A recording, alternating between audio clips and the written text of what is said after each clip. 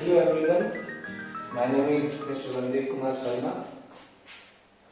Welcome to my YouTube channel my mathematics. आज हम 12th class से एलिमेंट्री ऑपरेशंस के बारे में चैप्टर 3 से एक टॉपिक को क्लियर करेंगे।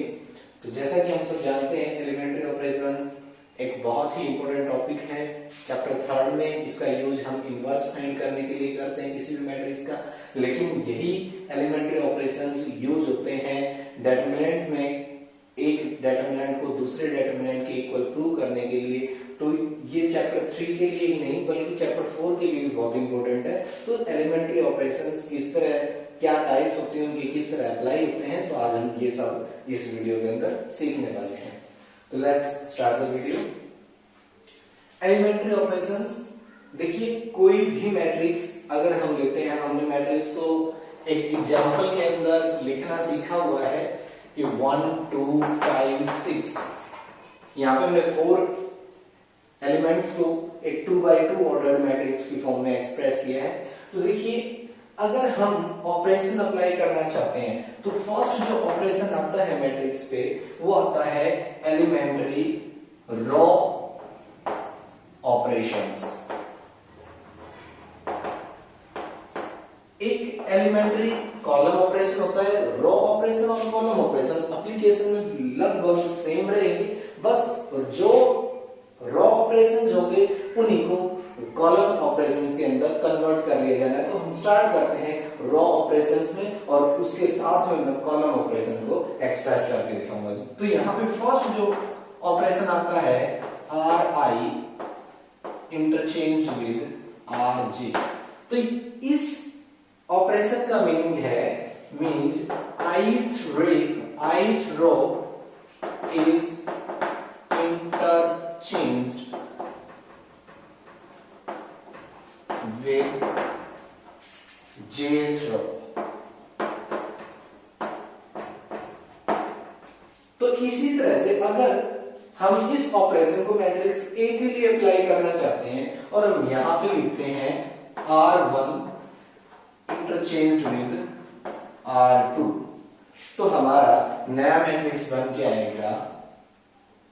जो R1 है, R1 के जो एलिमेंट्स हैं उनको R2 की जगह और R2 के एलिमेंट्स को R1 की जगह प्लेस कर देंगे। मींस यहाँ पे आएगा हमारा 5 6 और फर्स्ट जो रो बनती है वो 5 6 and then second row 1 and 1 2। ये हमारा ऑपरेशन अप्लाई हुआ है R1 इंटरचेंज विद R2। इसी तरह से अगर हमने ये कॉलम पे अप्लाई करना होता तो यहां पे हम कॉलम ऑपरेशन के लिए C1 इंटरचेंज विद C2 लिख सकते हैं और C1 इंटरचेंज विद C2 जाएगा तो हमारा मैट्रिक्स बनेगा 2 6 1 5। ये हमारा फर्स्ट ऑपरेशन है। उसके बाद सेकंड जो ऑपरेशन जाएगा हमारा मल्टीप्लिकेशन ऑफ ith रे बाय अ स्केलर। अगर हम किसी रो को means R1 change with k times of rj, ri change with k times of rj, means किसी ith रो को अगर हमने मल्टीप्लाई करना है, सॉरी यहाँ पे i ही रहेगा, अगर ith रो को हमने किसी कांस्टेंट के साथ मल्टीप्लाई करना है तो हम किस तरह का ये ऑपरेशन अप्लाई करेंगे। तो देखिए जैसे इसी मैट्रिक्स के अंदर हम एग्जांपल लेते हैं, यहाँ पे R1 और R2 को इंटरचेंज करके देखा था। अब अगर हम R1 को मल्टीप्लाई करना चाह रहे हैं 5 से, 5R1 means R1 is multiplied bye 5, तो हमारा रिजल्ट क्या आएगा, हमने केवल जो हमारी रो फर्स्ट है उसी को 5 से मल्टीप्लाई कर लेना है, बाकी यूं का ही लिखा जाएगा। फर्स्ट रो में 1 and 2 है तो यहाँ पे 5 बनेगा और वहां पे 10 मींस 5 बन जा 5 and 5 टू जा 10। Second row as it is 5 6। तो इसी तरह सेम ऑपरेशन कॉलम के लिए अप्लाई कर सकते हैं when C1 is multiplied by some constant k, then we can apply the same operation. तो देखिए अब लास्ट जो ऑपरेशन बचता है, last operation R1 Ri changed with R I plus K times of R J. यहां पे है हम किसी एक रो को आर आई किसी एक रो को ऐड कर सकते हैं किसी दूसरी रो के किसी कांस्टेंट मल्टीपल के साथ। यानी कि हम किसी एक रो को किसी के कांस्टेंट से मल्टीप्लाई करके उसको किसी दूसरी रो के अंदर ऐड कर सकते हैं। ये ऑपरेशन अगर हमें अप्लाई करना है, जैसे हम यहां पे लिख सकते हैं R2 changed with R2 plus 5R1। यहां पे हम लिख सकते हैं कि R2 रो के अंदर R1 रो का 5 टाइम्स ऐड कर दिया जाना है, तो हमारा रिजल्ट क्या आ जाएगा। हम इसको लिख सकते हैं R2 प्लस 5R1। देखिए हमारे पास ये R2 है, अब इसके अंदर ऐड करना 5 टाइम्स ऑफ R1, तो this 5 plus 5 times of 1, 5 plus 5 into 1।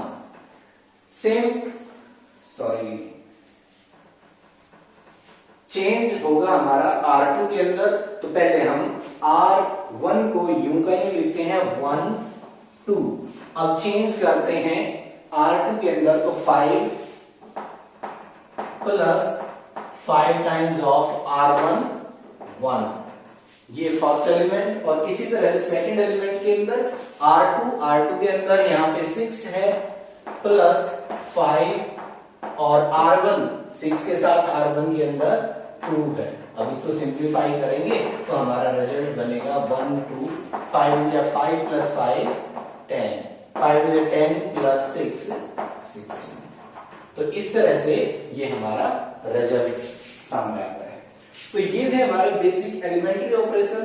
और इसी तरह से कॉलम ऑपरेशन हमें अप्लाई करना है, तो सेम ऑपरेशन को हम कॉलम में कन्वर्ट कर सकते हैं। Means CI changed with CI plus K times of CJ। तो एक बार फिर से हम रिवाइज करते हैं ऑपरेशंस को। First RI interchanged with RJ, second RI changed with K times of RI। यानी कि किसी भी रो को अगर किसी कांस्टेंट के साथ मल्टीप्लाई किया जाना है तो हम ये ऑपरेशन लगाएंगे। अगर हमें किसी एक रो को किसी कांस्टेंट से मल्टीप्लाई करके दूसरे रो के अंदर ऐड करना है तो हम ये वाला ऑपरेशन अप्लाई करेंगे। बेसिक हमारे 3 ऑपरेशंस हैं जो हमें ध्यान रखने हैं। तो इन तीनों ऑपरेशंस का यूज करते हैं हम इनवर्स फाइंड करने के लिए, और इनवर्स का टॉपिक हम स्टार्ट करते हैं। देखिए पहले हम इनवर्स के डेफिनेशन को समझते हैं और उसके बाद इस टॉपिक को आगे बढ़ाते हैं। Inverse of a matrix. तो देखिए if A and B are square matrices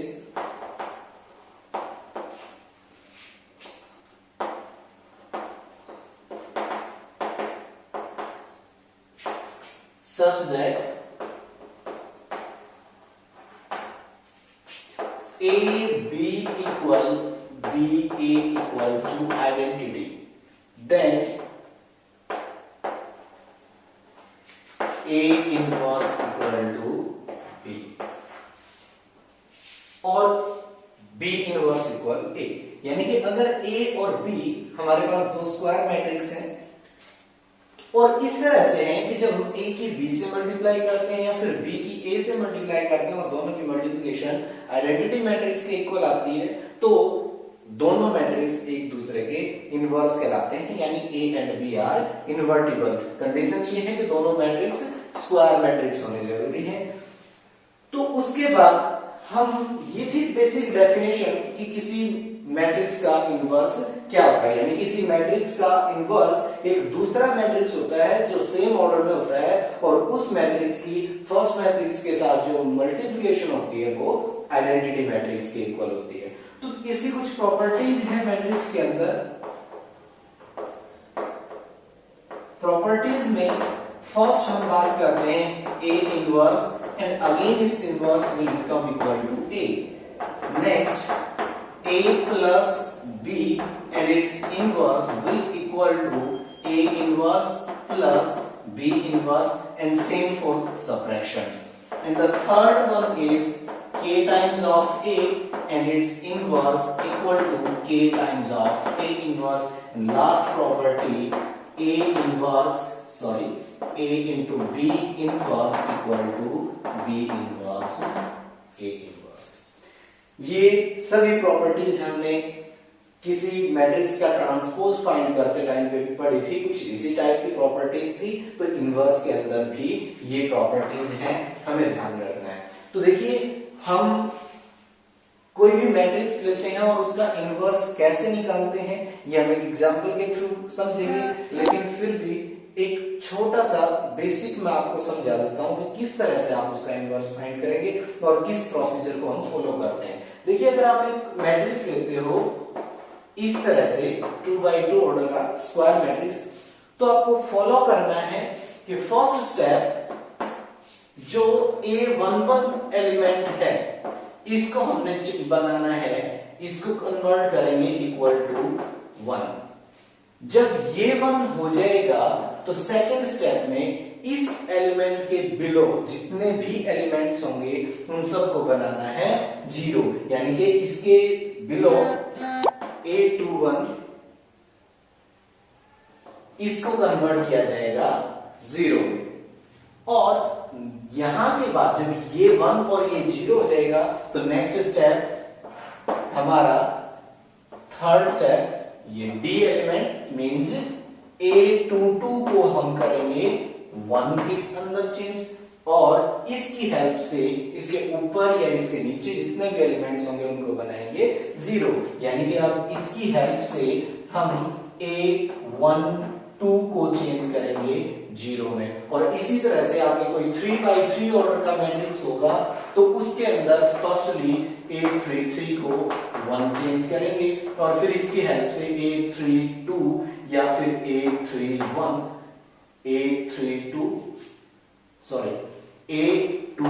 and A13 दोनों को 0 कन्वर्ट करेंगे। तो इस प्रोसीजर को फॉलो करके हम किसी भी मैट्रिक्स का इनवर्स बड़ा इजीली फाइंड कर सकते हैं। और ऑपरेशन, हमारे बेसिक ऑपरेशन जो लगने हैं वो इसी तरह के जो हमने पिछले टॉपिक में पढ़े थे वही अप्लाई होंगे। तो देखिए, हम एक एग्जांपल लेते हैं, 2x2 ऑर्डर के मैट्रिक्स का एक एग्जांपल लेंगे, उससे हम 2x2 ऑर्डर के मैट्रिक्स के लिए इनवर्स को फाइंड आउट करना सीखेंगे। फिर नेक्स्ट एग्जांपल हम एक 3x3 ऑर्डर के लिए करेंगे। देखिए, अगर हमें किसी भी 2x2 ऑर्डर मैट्रिक्स का इनवर्स फाइंड आउट करना है तो उसके लिए क्या प्रोसीजर रहेगा, किस तरह से हम इनवर्स फाइंड आउट कर सकते हैं, वो सब हम इस एग्जांपल के थ्रू सीखेंगे। तो देखिए, यहाँ पे स्टेटमेंट लिखी है find inverse of matrix this. तो फर्स्टली हम लेट करते हैं A is equal to this matrix 2 5 1 3।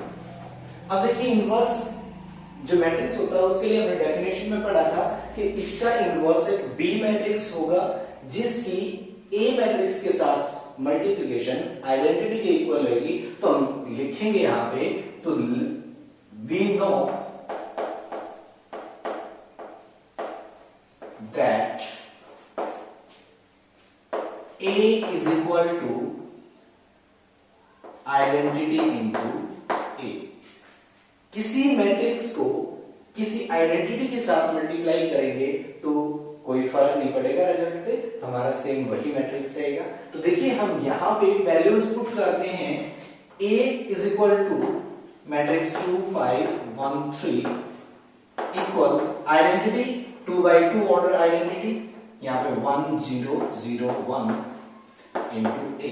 अब देखिए, हम ऑपरेशन अप्लाई करेंगे इस मैट्रिक्स पे और इस मैट्रिक्स को हम चेंज करेंगे आइडेंटिटी मैट्रिक्स में, और जो ऑपरेशन हम लेफ्ट हैंड साइड में लगाएंगे वो same operation right hand side के अंदर जो आइडेंटिटी मैट्रिक्स है उसके अंदर अप्लाई करेंगे।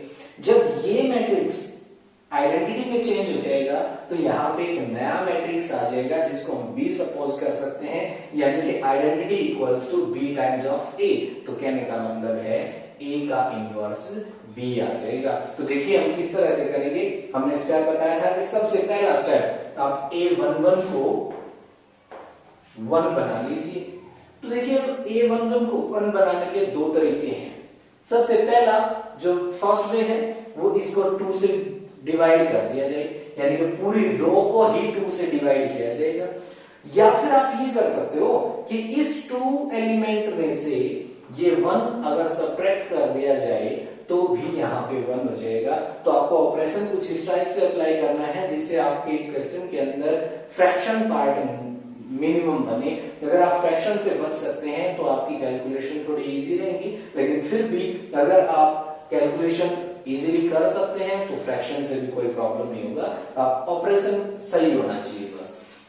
तो देखिए मैं ऑपरेशन लगाता हूं R1 पे, यानी कि हमने A11 को 1 बनाना है तो मैं R1 में से R2 को सब्ट्रैक्ट कर देता हूं।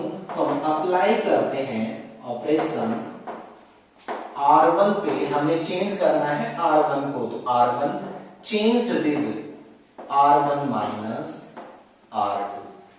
और एक बात और हमें ध्यान रखना है, इंपॉर्टेंट है बहुत ही, अगर यहाँ पे R1 लिखा हुआ है तो यहाँ पे R1 आएगा, ऐसा नहीं है कि यहाँ पे 5R1 प्लस समथिंग हो जाएगा। ये दोनों इस R1 को अगर हम चेंज कर रहे हैं तो R1 को मल्टीप्लाई नहीं करेंगे, मल्टीप्लाई किसी और रो को या कॉलम को मल्टीप्लाई करके इसके अंदर ऐड या सब्ट्रैक्ट किया जा सकता है केवल। तो देखिए R1 माइनस R2 हम अप्लाई करते हैं तो चेंज रहेगा R1 के अंदर, तो दिस इज R1 2 माइनस 1, यहाँ पे बनेगा 1 एंड 5 माइनस 3 2, और ये R2 यूं का यूं लिख दिया जाएगा। और ये ऑपरेशन पूरी की पूरी रो पे अप्लाई होना है, तो इसलिए हमने R1 रो पे अप्लाई कर लिया है इस ऑपरेशन को। लेकिन ये सेम ऑपरेशन आइडेंटिटी मैट्रिक्स के अंदर राइट हैंड साइड में भी अप्लाई होगा। तो देखिए क्या रहेगा, R1 minus R2, 1 minus 0 1 and 0 minus 1 minus 1, and this R2 as it is into A। First step complete.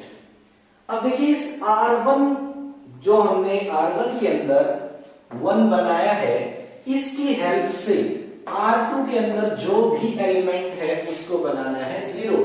अगर बाई चांस यहाँ पे 5 होता तो हम उसको 5 से मल्टीप्लाई करके इसमें से सब्ट्रैक्ट कर देते। यहाँ पे 3 होता तो R1 को 3 से मल्टीप्लाई करके इसमें से सब्ट्रैक्ट कर देते, लेकिन यहाँ पे 1 and this is also equal to 1, तो डायरेक्टली हम R2 में से अगर R1 को सब्ट्रैक्ट कर देते हैं तो यहाँ पे 0 बन जाएगा। तो नेक्स्ट ऑपरेशन हमारा आता है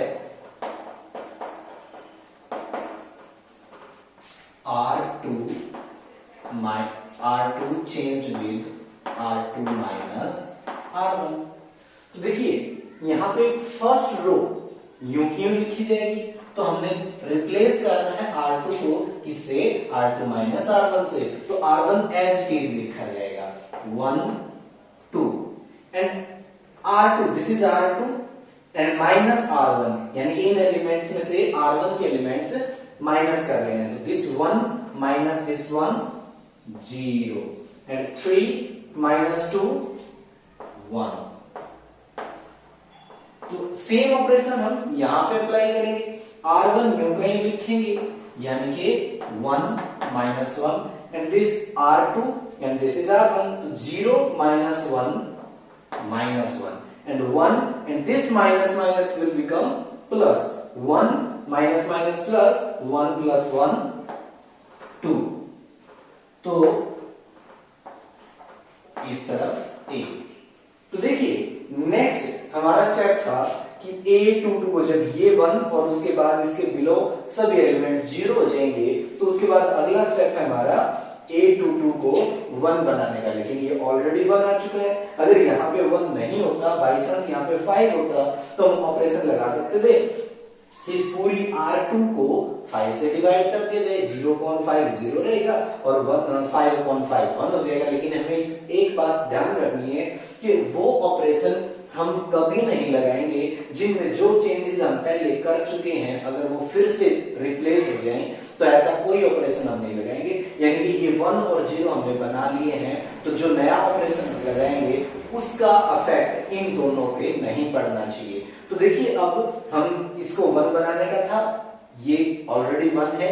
तो नेक्स्ट स्टेप हमारा रहता है इसके ऊपर या नीचे जितने भी एलिमेंट्स हैं उनको 0 बना लिया जाए, और वो इसी की हेल्प से बनाना है। तो इसके ऊपर 2 है, तो इसकी हेल्प से इस 2 को 0 कैसे किया जाएगा कि हम इसको 2 से मल्टीप्लाई करके इसमें से सब्ट्रैक्ट कर दें, यानी कि ये R2 का एलिमेंट है, R2 को हमने 2 से मल्टीप्लाई करना है और R1 में से सब्ट्रैक्ट करना है। तो नेक्स्ट ऑपरेशन में यहां पे राइट डाउन करता हूं कि चेंज करना है हमने R1 को किससे कि R1 में से सब्ट्रैक्ट कर दिया जाए 2 टाइम्स ऑफ R2, यानी कि R2 को 2 से मल्टीप्लाई कीजिए और R1 में से सब्ट्रैक्ट कीजिए। तो चेंज किस में होना है? R1 में। तो देखिए इस 0 को मल्टीप्लाई करते हैं 2 से 0 ही रहेगा, तो इस 1 में सब्ट्रैक्ट करेंगे 1 यूं का ही रहेगा, यानी कि ये चेंजेस हमने पहले किए थे, इनमें कोई फर्क नहीं पड़ रहा है इस ऑपरेशन से। ये 1 का 1 आ जाएगा यूं का यूं, क्योंकि 1 माइनस 0 इंटू 2 0, यानी कि 1 माइनस 0 1 ही बचेगा। अब देखिए 2 माइनस इसको 2 से मल्टीप्लाई करेंगे तो 2, तो 2 माइनस 2 ये हो गया 0। R1 के ऊपर ऑपरेशन लगाया हमने, तो फर्स्ट जो R1 थी वो फर्स्ट जो रो थी वो हमारे रिक्वायर्ड फॉर्म में आ चुकी है। अब R2 एज इट इज होगा, क्योंकि R2 के अंदर तो कोई चेंज करना ही नहीं हमें। अब देखिए सेम ऑपरेशन यहां पे लगना है, तो यहां पे R1 के अंदर हमने चेंज करना है कि R2 को 2 से मल्टीप्लाई करो और R1 में से सब्ट्रैक्ट। इसके लिए आप थोड़ा सा रफ वर्क यूज कर सकते हो। R1 के अंदर एलिमेंट 1 है, आप 1 को लिखो माइनस, ये R1 हो गया, उसके बाद माइनस 2 है, उसके बाद R2 के अंदर इसकी जगह पे है -1, तो यहाँ पे -1 आप नोट कर सकते हो, -1। अब इसको सिंप्लीफाई करोगे, -2 इंटू -1 ये +2 हो जाएगा, यानी कि 3। कहने का मतलब क्या है कि 1 और इसको -2 से मल्टीप्लाई करेंगे तो ये +2 हो जाएगा, तो 1 + 2 3। उसके बाद सेम ऑपरेशन यहाँ पे सेकंड एलिमेंट पे, ये भी R1 का ही एलिमेंट है, तो इसको R1 के एलिमेंट को आप लिख सकते हो, ये ऑपरेशन है हमारा R1 माइनस 2R2। R1 का एलिमेंट है -1, यहां से -1, ये -2 और R2 का एलिमेंट है 2 इंटू 2, तो -1 -2 हो जाए 4, दिस इज -5, तो यहाँ पे आ गया -5। और उसके बाद R2 रो यू क्यों -1 2 और यहाँ पे a। अब देखिए हम स्टार्ट कर रहे थे हमने यहाँ a is equal to identity to a, लेकिन हमने उस पर रॉ ऑपरेशन अप्लाई किया है। रॉ ऑपरेशन अप्लाई करते करते हमने उसको चेंज कर दिया है, identity equals to b into a, where b is equal to 3 minus 5 minus 1 2 and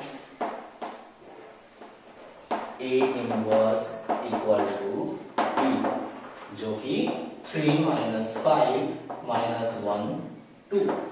ये हमारा A मैट्रिक्स का इनवर्स हमारे सामने है। तो देखिए कुछ बातें हमें ध्यान रखनी है यहाँ पे। एक बार अगर हमने इसके अंदर रॉ ऑपरेशन लगाना स्टार्ट कर दिया है तो हम पूरे क्वेश्चन के अंदर रॉ ऑपरेशन ही लगाएंगे, उसको चेंज करके कभी कहीं पे रॉ कहीं पे कॉलम ऑपरेशन ऐसे नहीं लगा सकते हैं मिक्स करके। लेकिन अगर एक बार हमने कॉलम ऑपरेशन लगाना स्टार्ट कर दिया है तो फिर पूरे क्वेश्चन के अंदर कॉलम ऑपरेशन ही लगा के चलेंगे।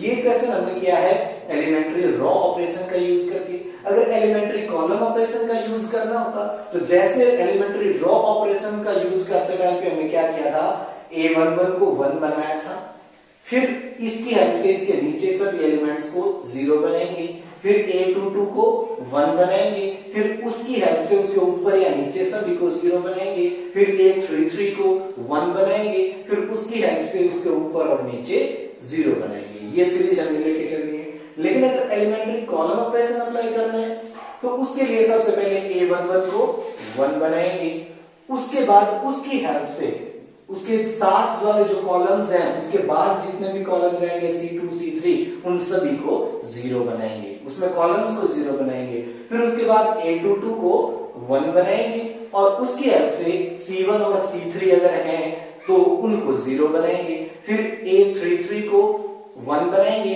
उसकी हेल्प से C2 और C1 को 0 बनाएंगे। तो इस सीरीज का, इस सीक्वेंस का यूज करके अगर आप क्वेश्चंस कराते हो तो कोई भी क्वेश्चन, किसी भी क्वेश्चन में कंफ्यूज नहीं होगे। केवल आपको ये ऑपरेशन अप्लाई करना सीखना है कि किस तरह से हम इन ऑपरेशंस को अप्लाई कर सकते हैं। तो आज की वीडियो में इतना ही।